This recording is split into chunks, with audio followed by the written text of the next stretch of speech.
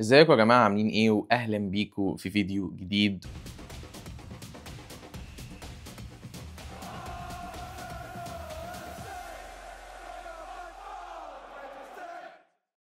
ارسنال بيفوز على بيرنلي 2-0 علشان يأكد الصدارة على البريمير ليج ومتربعين على عرش الصدارة عشان الفرق بيننا وبين بورنموث اللي هم في المركز الثاني بقى 7 نقط. طبعا هم لسه هيلعبوا مانشستر سيتي بكرة، ولكن فوز الحمد لله سهل، فوز مهم، 3 نقط كلين شيت.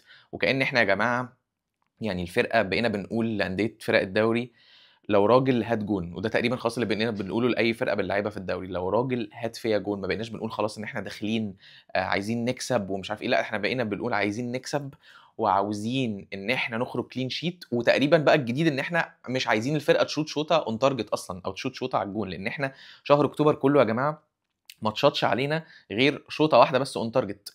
تقريبا كانت اللي هي الجون بتاع فولت مادا بتاع نيوكاسل لو انا فاكر صح، او حاجه كده في ماتش كريستال بالاس، مش فاكر. بس مش طبيعي ان انت يعني تلعب كل الفرق ويتشاط عليك شوطه واحده بس اون تارجت. احنا ما شاء الله بقى عندنا صلابه دفاعيه نحسد عليها، بقينا عندنا اقوى دفاع في اوروبا حاليا. ارسنال هو اقوى دفاع في اوروبا، مفيش كلام مفيش كلام. والفرق بقت بتخش تلعبك مش عارفه اصلا لا تجيب جون ولا عارفه يا عيني اصلا انها تشوط شوطه على الجون. يعني النهارده بيرنلي مش عارفين ان هم يشوطوا على ديفيد رايا حاجه غير بس الفاول اللي جه في اخر ثانيه ده، اللي ديفيد رايا شاله الحمد لله. والواحد كان هيتعكنن. احنا بقينا في ليفل اللي هو انا بقيت هتضايق لو انا كسبت مش بكلين شيت. احنا اتدلعنا، يعني اللعيبه دلعتنا والدفاع دلعنا ان احنا خلاص لا ده انا عايز اكسب وعايز اكسب كلين شيت كل ماتش. وانا عاجبني قوي قوي قوي الحاله اللي احنا فيها دي، وعاجبني الصلابه الدفاعيه اللي انا ما باشوفهاش في ارسنال خالص، ولا عمري شفتها بقالي سنين بقالي سنين. وكأن ربنا بيكافئنا على السنين اللي احنا استحملنا فيها امثال بقى اللعيبه اللي هم ديفيد لويز،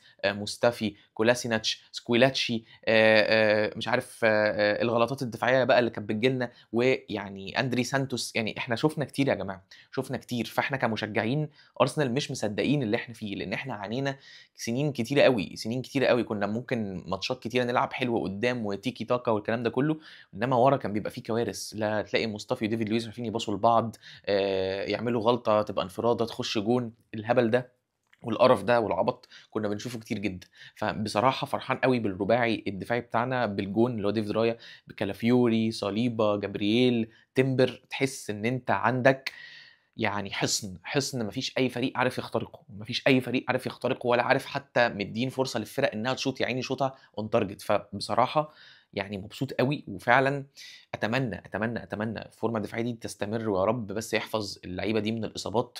ويعني فعلا حاجه تشرف وحاجه تحسسك بالامان. انت بقينا بنخش الماتشات هوم اوي، مش فارقه بقى لاعب مين، العب بيرنلي، العب نيوكاسل، العب مانشستر يونايتد، العب تشيلسي، العب ايه، انا عندي عارف ان انا عندي ورا لعيبه بتلعب كويس قوي مع بعض، لعيبه قاده في الدفاع ورجاله وصلابه دفاعيه مخلياك مطمن. وعندك حارس كويس جدا بالرغم من ان انا كنت كتير بنتقد ان هو قصير وان هو في كور كتير كان ممكن يشيلها، انما كان يعني بيثبت ان قرار ارتيتا ان هو لما مشى رامزديل وخلى ديفيد راير الحارس الاساسي قرار صح مليون في المية. حتى لما الاعلام الانجليزي قعد يهاجم ارتيتا ويقول له طبعا عشان رامزديل انجليزي فالاعلام الانجليزي عمل حمله وهاج على ارتيتا وازاي، وقعدوا بقى ان هم يقفوا لديفيد رايا على الواحده وعلى الغلطه، انما ديفيد رايا اثبتهم غلط تماما واثبت ان قرار ارتيتا كان صح جدا. وما شاء الله من احسن القرارات اللي ارتيتا خدها. فمبسوط قوي قوي قوي بالصلابه الدفاعيه اللي عندنا ورا دي. وفعلا يعني انت خلاص الفرق بقول لكم مش عارفين يشوطوا شوطه على الجون، فدي حاجه الحمد لله مطمناني كمشاهد ان احنا كده كده في الماتشات اللي هو انت مش عارف تجيب جون، لسه معقربه معاك الدنيا في الهجوم مش ظابطه، مش عارف تخلق فرص، بيشتروا لك وقت يعني ما بيخشش فيك جون. فانت ضامن ان انت لو لسه مش عارف تخلص قدام انت ورا احنا هنشيلك هنشيلك هنشيلك هنشيلك لحد هوب ما تعرف تخلص بقى، سواء بجون كرة ثابتة او سواء بجون ايا كان. وبصراحة بنبسط جدا جدا جدا كل ماتش لما نجيب جون من كرة ثابتة، وبنبسط اكتر لما الجمهور بتاع الفرق التانية يقعد يعيط وهياخدوا الدوري بالكور الثابتة. في فريق ياخد دوري بالكور الثابتة، في فريق ان شاء الله هياخد الدوري بالكور الثابتة وهيبقى احنا. ولو كان فريقك يعرف يعملها كان عملها، ولو كان عملها كنت هتبقى مبسوط. انما مش ذنبي ان انا دي جزء من اللعبة أنا كويس جدًا فيه، وعندي مدرب set pieces شاطر جدًا، وباعرف أستغل الset pieces بطرق مختلفة، وعندي لعيبة بترفع الكورنرات بجودة عالية جدًا زي ديكلان رايس اللي أنا شايف إن هو بيمثل 70% من خطورتنا في الset pieces، وفي مثلًا 30% التانيين هم جابرييل يعني، عشان جابرييل أنا هاتكلم عليه لسه يعني، قد إيه هو مشكِّل يعني جزء كبير أوي برضه من الخطورة في الset pieces، بس الاتنين دول mainly يعني. فأنا مش متضايق خالص، بالعكس أنا بقيت باحب اللي هو أحس يا رب نجيب جون من set piece حتى مش من لعب مفتوح عشان نضايق الناس أكتر، فأنا دي حاجة بقت باسطاني جدًا، وعمري ما هاحس إنه إيه ده إحنا ما بنلعبش كورة، ولا عمري ما هاحس اللي هو إيه ده لأ أنا عايز لأ أنا مبسوط أوي إن أنا باعرف أجيب أجوان من كورنرات، ومبسوط أوي إن دي حاجة بتغيظ جماهير الخصم وبتضايق الناس أوي، لإن ده معناه إن أنت ماشي صح. ولو هم الفرق اللي إحنا بنلاعبها كانوا يقدروا يوقّفوا الset pieces كانوا وقّفوها، إن هم مش عارفين يوقّفوا الset pieces بتاعتنا، لسه مش لاقيين لها حل. ولو الفرق التانية كانت تقدر إنها تستغل الset pieces بتاعتنا زي ما إحنا بنعملها، كانوا عملوها، إنما برضه ما حدش عارف، كُلّه بس بيحاول يقلدنا دلوقتي في الlong throw ins والأوتات الطويلة اللي إحنا بالمناسبة بدأناها الموسم اللي فات في semi final الChampions League قدّام باريس سان جيرمان لمّا رُحنا نلعب ماتش العودة في فرنسا، دي كانت أرتيتا كان مدّي تعليمات للعيبة أي out ييجي من على الخط قريب من الجون لازم يتلعب out طويل عشان نحاول إن إحنا نعوّض الجون اللي جه فينا في لندن بدري، طبعًا يعني ما عرفناش بس كان جالنا كذا فرصة في أول الماتش لو أنتم فاكرين، كانت هتيجي جون ودوناروما كان متألق يعني، بس أنا شايف إحنا أول من بدأ موضة الset pieces وإحنا أول من بدأ موضة الlong throw ins وإحنا الفريق الوحيد اللي كويس في الاتنين لحد دلوقتي دفاعًا وهجومًا، يعني إحنا بنعرف الحمد لله دلوقتي ندافع الset pieces كويس، وبنعرف نعملهم كويس جدًا، ما فيش فريق حتى عارف يعملها زينا، إحنا كل ماتش يا جماعة من أول الدوري في جون بييجي من set piece ده الموضوع ده مش طبيعي، الموضوع ده مش طبيعي والموضوع ده كويس جدًا وحلو جدًا، ومبسوط أوي، أوي، أوي إنه مضايق الناس، لإن دي حاجة باسطاني إنه مضايق الناس اللي بتشجع الفرق التانية، ومبسوط أكتر إن ما حدش عارف يقلّده. وبالمناسبة بمناسبة الكلام على الset pieces وزي ما قُلت لكم إن أنا شايف إن ديكلان رايس بيمثّل تقريبًا 70% من خطورتنا في الset pieces علشان الكور اللي هو بيلعبها دايمًا بتبقى كويسة جدًا، يعني لو لعب 10 كور ممكن 2 مثلًا منهم اللي بيبقوا إيه، الdelivery مش أحسن حاجة أو التوزيعة مش أحسن حاجة، إنّما ال8 لأ، بتبقى ملعوبة صح أوي ولافة وفي الصندوق ورايحة على الحد والحارس مش عارف يجيبها والكلام ده كُلّه.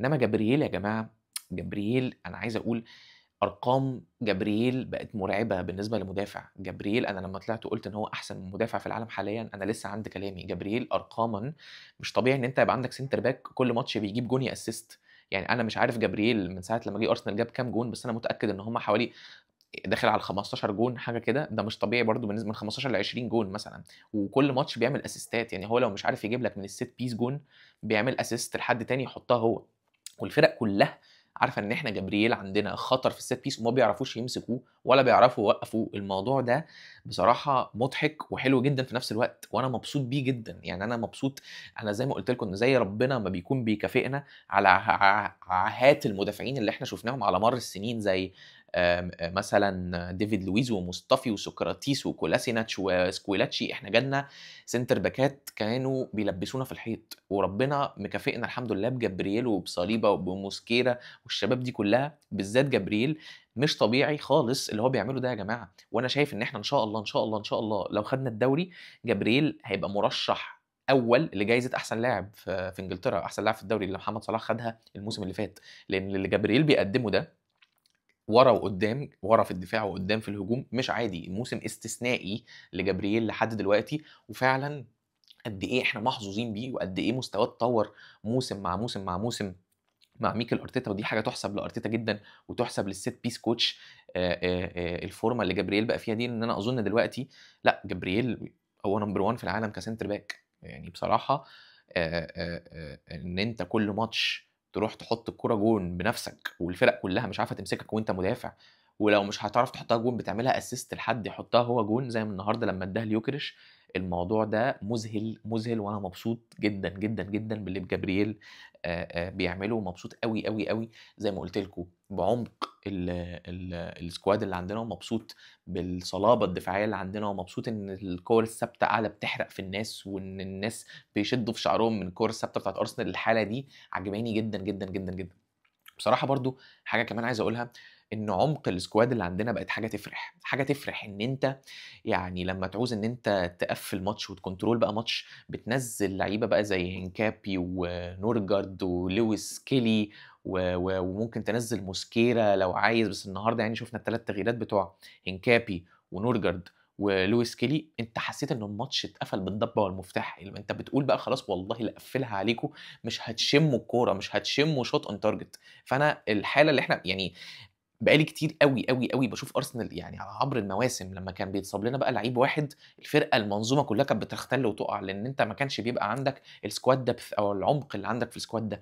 لأول مرّة باشوف فرقتي عندها فرقتين، فرقة على الدكة وفرقة جوّه الملعب، وده 100 مرّة كنا بنقعد نقول على كل في كل موسم دي حاجة أساسية في أي فريق بياخد دوري أو بياخد بطولة كبيرة، والحمد لله الموسم ده أول موسم تبقى عندنا. أنت عندك بدك في كل لعيب قصدي في كل مركز 2 لعيبة أو ساعات 3، ودي حاجة عمرنا ما شُفناها. يعني أنت عندك كالافيوري مثلًا وهنكابي ممكن يلعبوا left back وممكن يلعبوا center باكات، لويس كيلي ممكن يلعب left back وممكن يلعب رقم 8.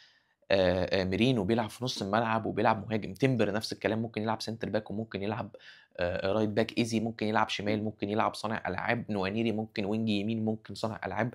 ما شاء الله عندك لسه هيرجع مادويكي وهيرجع أوديجارد وهيرجع جابرييل خيسوس. لأ أنت بتتكلم يا جماعة، يعني أنا باقول لكم أنت عندك على الدكة لو إحنا بنبدأ بال11 أساسيين، أنت بيبقى عندك ساعات لو كُلّه fit هيبقى عندك مارتينيلي، هافرتز، خيسوس، مادويكي،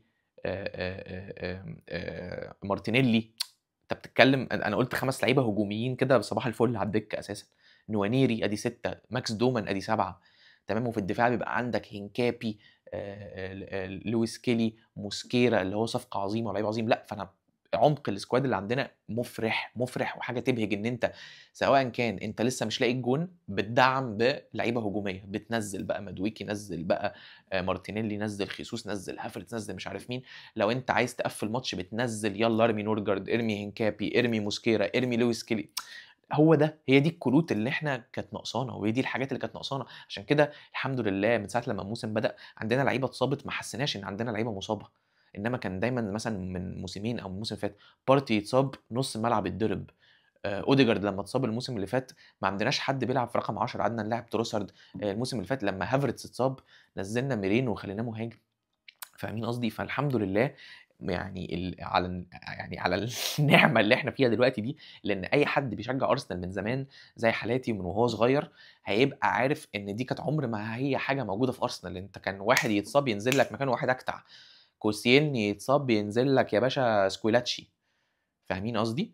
فالموضوع جابرييل خيسوس يتصاب بننزّل إيدي إنكيتيا اللي هو دلوقتي مش كويس أساسًا enough إن هو يبدأ في كريستال بالاس. فعمرنا ما كان بيبقى عندنا الأريحية دي خالص. عشان كده أنا مبسوط يعني شكرًا لأندري بيرتا إن هو واحد من الأسباب اللي ده حصل. أنا متأكد إيدو ده ما كان مستحيل هيدعّمنا التدعيم اللي أندري بيرتا دعّمه ده، واختياره للعيبة كويسة جدًا. هنكابي عاجبني أوي لمّا باتفرّج عليه، موسكيرا حدث ولا حرج، موسكيرا يعني صفقة أنا شايف الموسكيرا من أحسن الصفقات اللي إحنا عملناها، أحسن حتى من يوكريس ومن إيزي. الواد ده جوهرة، جوهرة دفاعية و20 سنة، 20 سنة، فأنت بتتكلم أنت أمِّنت دفاعك ل14 سنة قدّام حاجة كده. ف مش عارف أقول لكم إيه الصراحة، مبسوط أوي.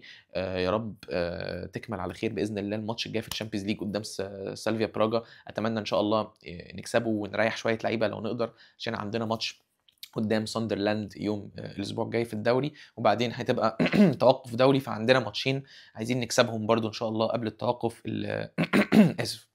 قبل التوقُّف اللي جاي. قولوا لي رأيكم إيه في الcomments، مستني أسمع رأيكم في الفرقة، مستني أسمع رأيكم شايفين الموسم هيمشي إزاي، ومبسوطين قد إيه بالصلابة الدفاعية اللي عندنا دي، ومبسوطين قد إيه بالset pieces والكلام ده. وإن شاء الله أشوفكم الفيديو اللي جاي.